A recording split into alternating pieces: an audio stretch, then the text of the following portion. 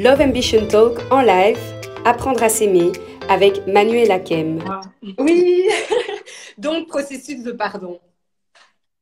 Oui, donc je disais que voilà, il faut réellement se comprendre que quand on manque de pardon et on ne pardonne pas les autres, c'est pas la personne qui souffre, c'est nous qui souffrons. Il faut se dire que la personne en face de nous, elle vit sa meilleure life. Et en fait, à un moment donné, il est temps que nous soyons nous aussi en paix et prendre la décision de pardonner. Pardonner, c'est pas quelque chose qui se ressent. Pardonner est une prise de décision. Je décide de me libérer. J'ai assez souffert. Je suis trop blessée. J'en ai marre de souffrir. En fait, on n'est pas né pour souffrir. Et juste par amour pour vous, vous allez pardonner pour vous libérer. Parce que le pardon est une puissance qui libère, mais ça ne libère pas les autres. Ça vous libère vous. Ouais, c'est vraiment ça. Pour nous-mêmes. Dans l'autre live, il y avait une question qui revenait aussi, c'est comment vaincre la peur d'être blessé. Parce que imaginons que tu es avec une personne, tu vois, et tu sais que tu dois pas, vous devez vous séparer. Ben, ça va te blesser en fait, tu vois. Donc comment vaincre cette peur? Mais il y a pas de vaincre. Il n'y a pas de vaincre. Encore une fois, c'est le fait d'assumer. Si Jésus il a marché avec Judas qui l'a blessé alors qu'il était Dieu sur terre, il a accepté. En fait, il faut juste que vous compreniez, il faut qu'on comprenne qu'on va être blessé. Mais moi, je dis toujours, je dis ça à une amie. Je sais par exemple que dans mes relations, je vais être amenée à être déçue. Je vais être amenée à... Mais je veux au moins que quand la personne va me quitter, qu'elle puisse au moins se dire que sur le moment, elle ne s'en rendra pas compte, mais avec du recul, qu'un jour qu'elle se rappelle c'est quoi être aimée sincèrement et c'est quoi d'avoir des personnes authentiques dans sa vie en fait. Donc, il ne faut pas avoir peur de ne pas être blessé. Il faut juste se dire que malgré les blessures, veiller à ce que notre cœur ne change pas, qu'on reste la même, que nos blessures, que nos expériences passées négatives ne changent pas la belle personne que nous sommes. Ouais, c'est vraiment ça. C'est le plus difficile hein, quand même. Mais c'est ça le travail, ça fait partie du brisement. Ouais, exactement. Alors, il y avait une autre question. Ah, ouais, ça c'est quand même important. Comment s'imposer à chaque fois, je pense que c'est stupide ce que je dis, pourtant c'est grave intéressant. Peut-être, je pense dans la vie de tous les jours, c'est une personne qui se retient de dire des choses parce qu'elle pense peut-être que ce qu'elle va dire, c'est bête, entre parenthèses. Ben, je pense que c'est pas une question de s'imposer, c'est juste une question d'avoir une assez, on va dire haute, mais avoir assez confiance et avoir une belle estime de soi pour penser. En fait, je suis en train de comment s'imposer à chaque fois que je pense que c'est stupide ce que je dis. Ben, et dis les choses, dis-le. Dis-le et tu verras. Sache que si on tente, si tu ne sais pas, si tu ne tentes pas, tu ne sauras jamais. Peut-être que ce que tu vas dire, c'est vraiment stupide, et là, on te le dira, on te le fera savoir. Mais ne te prive pas, en fait, de discuter et de dire ce que tu as dans ton cœur, et tu ne pourras jamais savoir si c'est stupide ou non si tu ne prends pas le risque de le dire. Alors, prends le risque. Yes. Ah, il y a des questions intéressantes. Comment passer de dépendance affective à leader et délaisser la dépendance affective? Avant que tu répondes, je vais juste dire un truc que dimanche, je vais faire un live avec une psychologue chrétienne sur ce sujet. Donc, ça vous intéresse sur la dépendance affective. Mais qu'est-ce que tu peux nous dire là-dessus? Moi, j'aime bien comment passer de dépendance affective à leader. Moi, je pense que la dépendance affective est liée à des blessures intérieures et à un manque qu'on a eu dans notre vie qui est lié au passé.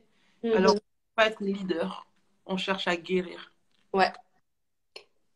Donc, ce serait plutôt comment guérir de la dépendance affective. Je dirais, c'est en mettant le doigt sur la chose, les manquements qu'on a eus qui font que on est dépendant. Et en ayant accepté, en ayant guéri de ces choses-là, on va pouvoir se libérer et du coup, de ne plus mettre en des gens les expectatives, par exemple, qu'on aurait voulu avoir chez un père ou chez une mère. Ok. Et de remettre les choses à sa place et d'être équilibré. Mais Ouais, non, c'est vrai. Attends, ouais. C'est une question. Comment faire si tu n'arrives pas à te faire accepter? mais tu cales en l'air, tu les cales en l'air, tu passes à autre chose. Comment ça, les gens ne veulent pas t'accepter? Non, mais sérieusement, attendez. Franchement, vous savez quoi? En fait, quand vous vous aimez, vous savez qui vous êtes. on ne doit pas vous accepter. On doit pas. Attends, comment faire si tu n'arrives pas. Si les gens n'arrivent pas à accepter qui vous êtes, c'est qu'ils n'ont rien à faire dans votre vie. On doit vous aimer avec vos qualités et vos défauts. Et si une personne n'arrive pas à vous aimer comme vous êtes, c'est qu'elle n'est pas digne d'être votre amie. En fait, il faut que vous soyez assez. En fait, il faut devenir. Sélectionnez votre entourage. Sélectionnez vos amis. On ne subit pas des amitiés. On ne subit pas l'entourage. Moi, s'il y a quelqu'un qui ne peut pas m'accepter, bah, tu cales en l'air, tu traces ta route. Attends, moi, je ne suis pas là pour que tu m'acceptes, je suis là pour qu'on s'aime. Et si tu m'aimes, tu m'acceptes, c'est automatiquement. Mais si tu ne peux pas m'accepter, c'est qu'on n'a rien à faire ensemble. C'est tout. Ouais. Et tout se choisit, en fait. Tout se choisit et tout s'assume. Ouais. D'ailleurs, en parlant d'amitié, hier, il y a une fille qui m'a demandé, j'aimerais bien ton avis. Donc, elle me disait qu'elle sent comme si elle rentre dans une nouvelle saison de sa vie et que du coup, toutes ses amies, mais vraiment toutes ses amies, elle a l'impression que, en fait, genre, elle est la seule dans son entourage qui travaille, qui fait des études. Tout le reste, ils sont au chômage ou au CP, comme on dit en Belgique. Rien contre ceux qui sont au chômage, mais juste pour vous expliquer l'histoire. Et donc, elle se demandait, qu'est-ce que je dois faire? Bah, en fait, moi, je crois que déjà, de un, il faudrait qu'elle arrête de voir ses amis comme des personnes qui ne font rien. Si Waouh. elle estime qu'elle est plus avancée, parce qu'on est là pour influencer, qu'elle influence ses amis. Mhm. Et qu'elle les pousse à devenir, à le bosser. Maintenant, si ses amis ne veulent pas bosser, ça, c'est autre chose. Est-ce que le fait qu'elle ne veuille pas bosser, ça enlève le fait qu'elle les aime ou bien qu'elle la supporte? Parce que je crois qu'elle n'est pas parfaite, tu vois. Mais Oui, moi, je crois que le Seigneur de notre vie, il nous met des gens qui sont au-dessus de nous et des gens qui sont en dessous de nous. En dessous de nous, ça ne veut pas forcément dire qu'ils sont mauvais. Parce que peut-être que dans le travail, ils ne sont pas à notre niveau, mais dans le cœur, dans leur caractère, ils ont des choses à nous apporter. Mais il faut savoir que dans la vie, on est fait. On a des gens qui nous tirent et il y a des gens qu'on tire. Mais il ne faut pas seulement vouloir être tiré et de ne pas vouloir tirer les autres. Donc, ouais. arrêtez de se voir comme celle qui étudie, parce qu'elle peut étudier aujourd'hui et demain, par exemple, être au chômage Oui, et ne pas travailler. Ou bien il pourrait lui arriver une galère dans la vie. Donc, on ne regarde pas, pour moi, hein, c'est mon avis, hein, on ne oui, catégorise pas des gens en fonction, en fait, de ce qu'elles font ou qu'elles ne font pas, mais plutôt de leur ambition et de leur cœur et de leur volonté, de la bonne volonté qu'elles ont. Elles peuvent avoir. Il y a des femmes, par exemple, tu vois, moi, je connais une fille, depuis qu'elle est jeune, elle voulait jamais travailler, mais c'est une super bonne mère au foyer. ok. Mais elle le fait très bien. Donc Ouais, après, on ne qualifie pas une personne par rapport à son métier, mais par rapport à son cœur et à ses ambitions, c'est tout. ouais. Non, amen, clairement, clairement. Euh, ah, comment réagir face à l'adultère dans le mariage? Je ne souhaite pas répondre à cette question tout simplement parce que je n'ai jamais connu l'adultère. J'ai été mariée, mais par la grâce de Dieu, mon mari ne m'a jamais trompée. Mm. Et que si je réponds à cette question, ce sera par rapport à ma conviction actuelle, mais comme j'ai jamais été dans la situation, je ne peux pas m'inventer une life. Moi, je te dirais que je ne pardonnerai pas, mais ça se trouve que dedans, je pardonnerai. Donc, il faut demander à des femmes qui ont connu ça et qui ont surmonté ou non. Ok, d'accord. Une question qui revient un peu dans le thème quand même, c'est comment adoucir son cœur quand une situation, un événement déchirant nous a brisé le cœur? Ben, je pense qu'on adoucit notre cœur par le pardon. Ouais, elle a dit son cœur est endurci. Elle sent vraiment que son cœur il est endurci. Le pardon. Ouais, Si le cœur est endurci, c'est que le cœur est blessé, ça veut dire que ça manque de pardon. Il faut pardonner. ok. Sinon, le reste des questions, en fait, c'est des questions auxquelles on a déjà répondu. C'est par rapport au Saint-Esprit, reconnaître sa voix. On en a déjà parlé. Je regarde. Non, franchement, les questions qui restent, c'est des questions auxquelles on a déjà répondu. Hmm, voilà. En Euh, fait, j'ai passé un super bon moment. Je ne sais moi- pas s'il y a une suite. non, mais franchement, merci beaucoup. Moi, franchement, quand je fais des lives, j'ai l'impression, c'est que, enfin, pas que pour moi, mais genre moi-même, je suis vraiment trop édifiée. Et s'il y a une chose, moi, que je retiens, c'est le jeu en silence. Mm. Je retiens parce que je suis une personne, en fait, je suis de nature très hyperactive, tu vois. Et ben, effectivement, m'a vraiment aidée, même si je suis active sur les réseaux sociaux, les gens ils pensent que je passe ma vie sur les réseaux sociaux. Non, je suis tellement passionnée par ce que je fais qu'en 1 heure ou deux, on peut faire beaucoup de choses, que ça paraît beaucoup, mais que, enfin, bref, le confinement m'a vraiment aidé à dormir énormément, beaucoup passer des moments de silence et j'avais jamais pensé à faire un jeûne en silence et je pense que je vais vraiment le faire parce que non, je pense que ça aide personnellement, spirituellement. Donc c'est vraiment ce que je retiens. Je pense que deux personnes ont chacun a eu oui, vas-y. Tu as dit quelque chose. Tu as dit les gens ils pensent que je passe ma vie sur Instagram, sur les réseaux. Sache que si tu es appelé à passer ta vie sur les réseaux et tu fais quelque chose de bon, passe ta vie sur les réseaux. Ok. Ce que les gens ne comprennent pas, c'est que Ouais, à travers les réseaux, tu peux susciter une vocation. À travers les réseaux, tu peux trouver un sens à ta vie. Moi, clair. tout ce que je fais, le coaching que je fais, le fait que j'ai laissé mon travail, le fait que aujourd'hui, on m'invite à des conférences de femmes.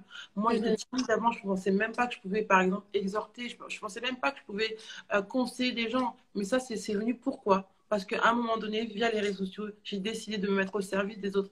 J'ai décidé de mettre mon temps pour les autres. Donc, au Ouais. final, les personnes qui te disent que tu passes leur vie sur les réseaux, c'est parce qu'elles, peut-être, elles ne savent pas quoi mettre. Mais Ouais. toi, le Seigneur t'inspire des choses et il faut que tu sois sur les réseaux parce que les réseaux, ce n'est pas. Les gens, ils voient les réseaux comme des réseaux, mais pour des gens comme toi et moi, les réseaux, c'est un support de travail. Ah non, mais clairement, moi, c'est, tu vois, genre, ce que Dieu a mis en moi, c'est comme, c'est mon Instagram, c'est ma trompette, en fait. Tu vois C'est ce que un je support de travail. c'est vraiment la façon dont j'arrive à exposer. En plus, j'ai un esprit très créatif, assez stratégique. Donc, c'est vraiment sur Instagram que j'arrive à tout mettre mon cœur, en fait. Je sais pas comment expliquer. Tu vois ce que Mais je veux en tout cas, même déverse ton. Si tu dois dire? Oui. déverser, déverse ton cœur. Moi, franchement, hein, je vous dis en toute sincérité, hein, quand j'ai commencé sur les réseaux, je n'avais pas imaginé que toutes ces portes qui allaient être ouvertes, toutes ces Ouais. femmes que je rencontre, toutes les opportunités que je rencontre, mais ça, c'est grâce au réseau. Mais Oui. ça, mais ça, c'est parce que Dieu, en fait, pour moi, il avait prévu que je sois sur cette plateforme-là. Il y a des personnes qui vont être sur les réseaux, mais ça ne va pas prendre, ou bien Mhm. pas, parce que c'est pas ce que Dieu vous demande de faire. Et Ouais. même servir le Seigneur, Dieu peut utiliser les réseaux. Dis-toi aussi que toi, de la même façon où il y a des gens, aujourd'hui, regarde, on est en confinement, les églises, tout ça, tout le monde s'est réveillé. Il y a des 14 000 lives par soirée. Et- Pourquoi? Mais toi, tu n'as pas commencé les réseaux aujourd'hui. Tu avais compris ce que je voulais de toi avant. Donc, Mhm. mise en retard, tu avais peut-être de l'avance, mais en tout cas, euh, ne te freine pas. Amen. Dieu a mis un rêve dans ton cœur. Mais si Dieu a mis un rêve dans ton cœur, Donc, fais-le, vraiment fais-le jusqu'au bout et que mhm. personne ne t'arrête. Et que si on dit, mais purée, Stéphanie, elle est tout le temps connectée, elle fait toujours, hey, c'est ton appel. Moi, je Mhm. reçois des cachets. Je te dis pourquoi me déplace, je reçois des cachets. Est-ce que j'aurais pu imaginer ça? Ouais, Pourquoi ouais. je veux dire que là, il y a le confinement, ça a tout arrêté, mais je voyage, tout ça. Pourquoi? Parce qu'un jour, j'ai décidé de me mettre sur les réseaux et de faire sortir ce que le Seigneur a mis dans mon cœur. Ouais. Et le Seigneur est fidèle. Donc, ces gens-là, laissons parler les gens. Ouais, c'est vrai. Non, t'as raison. C'est vraiment, tu sais, quand je vois des tweets ou quoi, genre oui, les réseaux sociaux, c'est vraiment mauvais. Je suis là, wow, mais on va pas les choses de la même façon. Pour moi, c'est trop Instagram. J'aime trop, en fait. Je sais pas comment expliquer. Genre, c'est vraiment, je trouve que c'est un moyen vraiment de partager. Tu te rends compte, t'es en France, je suis en Belgique, on est en confinement, mais on parle, il y a 330 personnes qui nous écoutent. C'est une dinguerie. C'est une dinguerie. Dis-toi qu'en fait, regarde, supposons que, bon, un secteur d'activité, supposons informaticien. Ouais.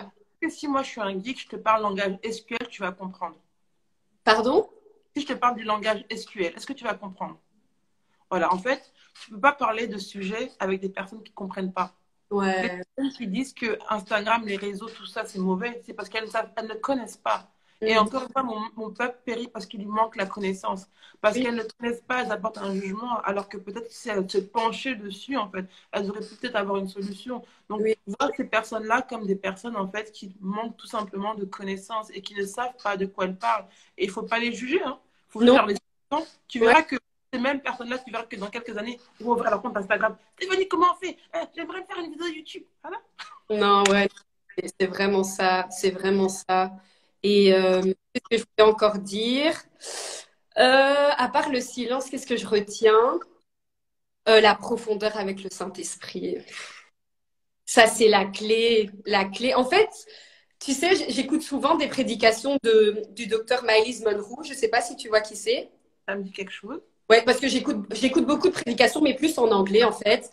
Et lui, il ramène toujours tout au royaume de Dieu, donc la mentalité du royaume et le Saint-Esprit. Et franchement, en fait, on peut rien faire sans le Saint-Esprit, c'est abusé. En fait, Toi, tu peux faire, mais sache que si tu le fais, tu vas te louper. ouais. Alors qu'avec le Saint-Esprit, tu ne peux pas te louper. Parce que ne se trompe pas. Il y a une justesse dans le Saint-Esprit. Ah.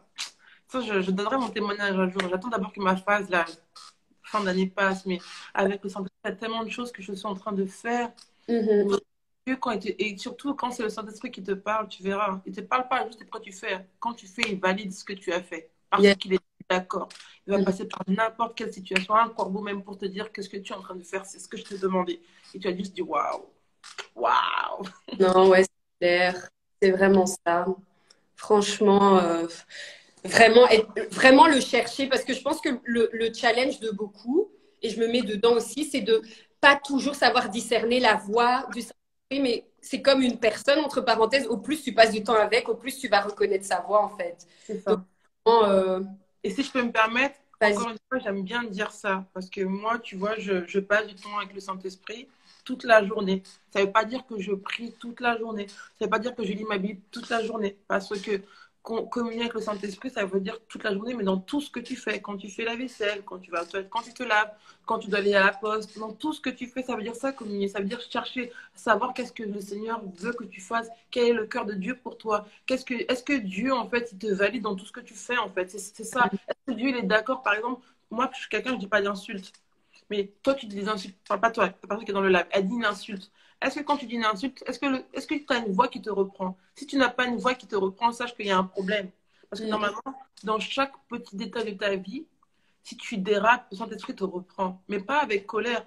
Par exemple, c'est comme mon histoire du film. Est-ce que tu penses vraiment que tu as besoin de regarder ce film? En vérité, non. Ok, change. Ok. Et ça avec beaucoup d'amour, en fait. Beaucoup, beaucoup d'amour. Non, c'est vrai. C'est vraiment ça. Le garder, être en communion avec lui, même comme tu dis, comme à faire la vaisselle. Moi, perso, j'ai grandi dans une maison où ma mère, en fait, j'aime bien l'appeler maison de prière parce qu'elle-même, donc on dirait que c'est une prière qui se balade du matin au soir. En fait, sans même qu'elle parle, on dirait elle prie. Tu vois, en fait, dans comment elle est dans la maison, qu'elle est en train de prier. Et moi, c'est trop mon objectif. Du coup, je vois ça depuis que je suis petite, mais j'ai eu à voir moi-même ma conversion, comme on dit. Et là, c'est vraiment, franchement, tu confirmes ce que je veux faire, en fait. C'est vraiment marcher avec le Saint-Esprit tout le temps, tout le temps, tout le temps. Et parfois, tu sais, quand on dit oui, priez sans cesse, oui, ayez le Saint-Esprit, les gens, ils ont l'impression que c'est un poids, que c'est dur. Mais comme tu as dit, c'est doux, en fait. C'est tout le temps, c'est que moi, j'ai expérimenté ça la semaine dernière, j'étais trop contente. La journée, tout ça, j'ai pris mon moment de prière, j'ai passé ma journée, je dors dans mon rêve, je me vois en train de prier. Je me réveille, je dis à maman, tu te rends compte, même dans mes rêves, je priais. Dans mes rêves, je me vois dans une église. En fait, je suis immergée de sa présence. Amen. Et je me dis, même ça vient dans mes rêves, c'est-à-dire que le Saint-Esprit me suit partout et c'est tellement apaisant. Des fois, tu fais des cauchemars, tu rêves, tu es en train de louer, tu pries, tu t'endors, tu pries. Des fois, ce que je fais, c'est qu'avant de dormir, je mets de la musique, je m'endors dans la présence de Dieu. C'est un moment où on va me dire, mais toi, Magali, on dirait dans ta vie, jamais ça va pas. Quand ça va pas, je vous promets, hein, je dis, par exemple, si dans mon esprit, c'est ah, je suis fatiguée aujourd'hui, mais ça va aller. Je me trouve des raisons positives. Ah, j'ai pas envie de bosser aujourd'hui. Bah, c'est normal, c'est normal. Tu as beaucoup bossé. Regarde comment tu te bats pour ta vie. C'est normal. Prends un peu de temps pour toi.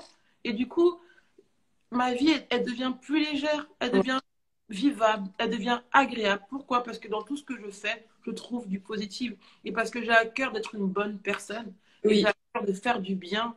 Ben, on dit toujours que tout ce que tu sèmes, tu le récoltes. Et ben, je le récolte chaque jour de ma vie. Et quand tu vois la récolte et tu vois à quel point elle est bonne, tu as juste envie de faire qu'une chose, continuer de semer, peu importe. Amen. Ouais, j'aime bien le fait que tu as soulevé, le fait que tu as la volonté d'être une bonne personne. C'est important, hein. Non, clairement. Parce que quand tu as la volonté d'être une bonne personne, il y a des choses que tu vas faire, tu investis constamment en toi, en fait. Constamment. Non, vraiment.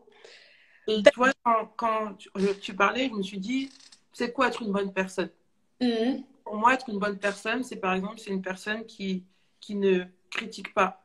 C'est une personne qui ne veut pas du mal aux autres. C'est une personne qui pardonne. C'est une personne qui n'insulte pas. C'est une personne qui est douce. C'est une personne qui sait être à l'écoute. C'est une personne qui sait se remettre en question. C'est une Mhm. personne euh, qui sait du coup se remettre en question et aussi se rendre compte qu'elle a mal fait et reconnaître ses torts. C'est Ouais. pas une bonne personne, c'est pas une personne qui est mauvaise, qui est parfaite. Parce que Oui, personne ne peut être parfaite, mais c'est une personne qui reconnaît que, moi je le dis à mes amis, hein, je suis très amour et j'ai aussi mes défauts, mais bien c'est de sûr. reconnaître mes défauts et quand je fais mal, savoir dire que j'ai fait mal, mais avoir à cœur de faire du bien, c'est ça. Oui. Mhm. Ouais. Non, vraiment. Et qu'elle dit, je vais arrêter d'insulter sur Twitter. Dans la Bible, elle dit, il faut même pas dire raka. Moi, mes copines, quand elles disent des insultes, j'ai une caisse et je leur demande du coup de mettre une pièce. Dès qu'elles disent une insulte, elles mettent une pièce. Et une fois, je suis sortie avec 6 euros après un repas. Elles ne voulaient plus dire d'insultes. Mais c'est important.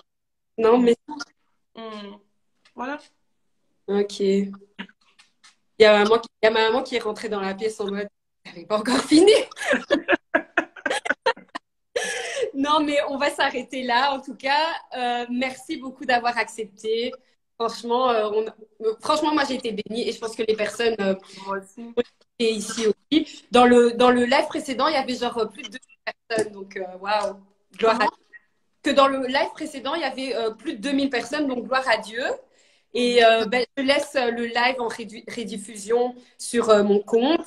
Et ben, à la prochaine, j'espère qu'on se verra en vrai bientôt. Ah oui. En tout cas, merci de m'avoir invité. Merci de. C'est vrai que bon, je n'étais pas forcément à l'aise. Tu sais, je suis pas trop publicité, tout ça. Tu vois, tu as vu, j'ai du mal avec ça parce que je me dis, voilà, moi, je suis une personne comme tout le monde et j'aime pas qu'on mette les projecteurs sur moi. Si je D'accord. peux juste être là, même si supposons qu'il y avait 2 personnes, même toi et moi, c'était. J'aime la simplicité, mais en tout cas, c'était un honneur pour moi de répondre à cette invitation. Et j'étais aussi richement bénie. Et moi-même, je regarderai le live parce que je crois que moi aussi, j'ai à être bénie de ce live. Et merci pour cette initiative. Et Love Ambition, on a de l'ambition pour l'amour. Mais, si, ouais, ouais, ouais, ouais, ouais, ouais, si, si. Merci beaucoup. Salut. Bye bye. Bye. Ah, purée, c'était trop bien, les gars. Maman, on a fait le live, là, on a fait 3 parties. Bref, les gars, maman, c'est pas encore coupé, hein. Les gens t'entendent. Bref, merci beaucoup. Merci pour votre participation. C'était vraiment top. C'était top. Du coup, je ne sais pas quoi dire en fait. Il n'y a pas de mots, hein. Franchement, n'hésitez pas à partager le live dans vos stories, à le regarder parce que je pense qu'il y a beaucoup de choses à retenir de ce live. Je suis un peu, enfin pas dépassée, je suis calme, je suis en paix parce que ça s'est vraiment bien passé. Et vos commentaires. Et je vous assure, je vais encore regarder le live juste pour lire les commentaires. Parce qu'il y a des gens là, vraiment. Enfin bref, les gars, on se dit ben, à très bientôt. Le prochain live, c'est dimanche. Et comme j'ai dit, dimanche, j'ai fait appel à une psychologue chrétienne qui va nous parler de la dépendance affective. Et donc voilà, je vous laisse. Mouah, bye. N'hésite surtout pas à t'abonner et à partager pour plus de vidéos. Bye!